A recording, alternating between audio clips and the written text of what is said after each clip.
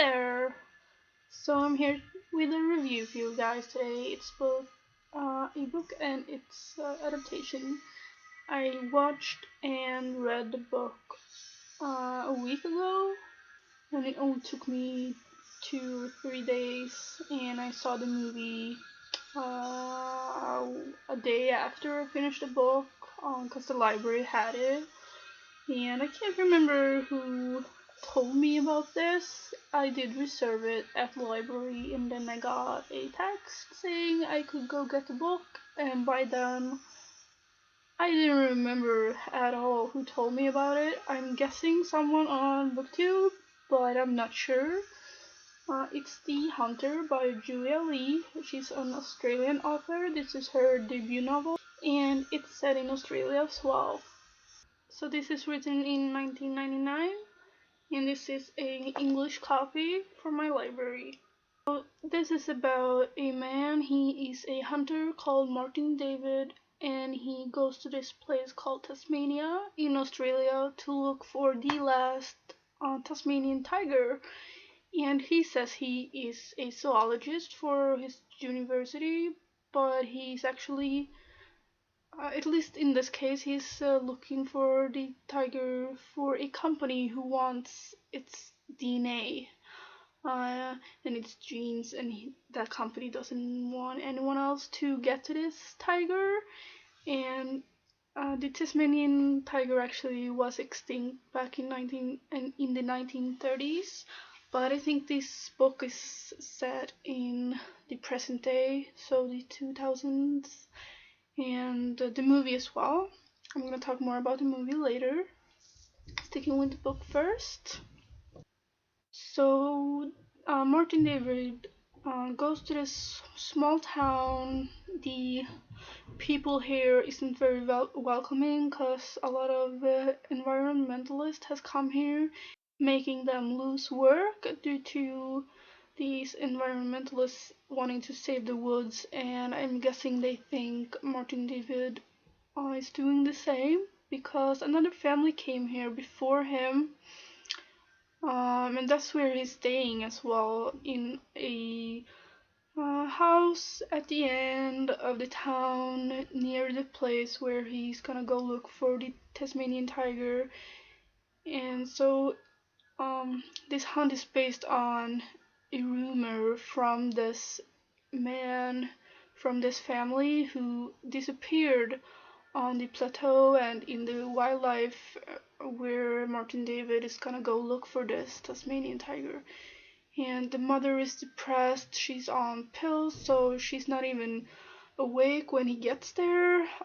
She got a daughter and a son who is there and sort of take care of themselves, and I think the daughter is like 8 and the son is maybe 6 or 5. And they even got new names for each other, Sass and Bike, which is very cute. I have no idea how long the mother has been like this. And that's a very important part of the book, the relationships growing between these people because they don't know each other. And when the woman wakes up, it gets obvious this Martin David man, who does the same work as her husband sort of did, gets the kind of fatherly role, and he's very independent on this family, especially the daughter, um, because when he goes out to the woods, he stays there for a few days, and if he's not back when he says he will be back, she needs to call in the rescue team or whatever so he doesn't get lost, or if he broke a leg or something, so he won't starve to death. And I'm guessing this plays along for quite some time, so winter is starting, and yeah, he actually does hurt himself a bit, gets a twig in his eye and trips and falls and stuff like that. But so this book portrays very much loneliness. There's a lot of it's from Martin David's perspective, and you get to know all his thoughts when he is with this family and also when he's in the wildlife.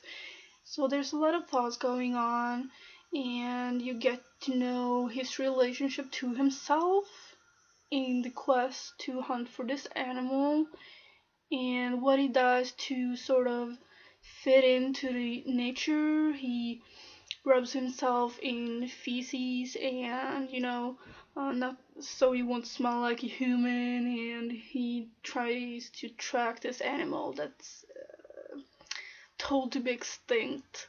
And it's very difficult. And also get to see the sort of same thing, but when he's at the house, which is not as often, how he tries to fit in there. He tries to be part of the family, but he's really not. He's just doing it because he's dependable on them for his life, So, but he starts getting to know them, and I think that relationship is very much what I loved about the book.